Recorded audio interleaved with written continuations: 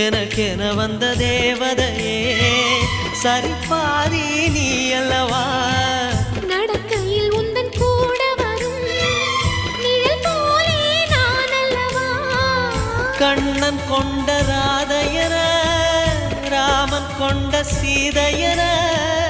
மடி சேர்ந்த பூரதமே மனதில் வீசும் மாருதமே நன்றி சொல்ல உனக்கு வார்த்தை இல்லை எனக்கு நான் தான் மயங்குறேன்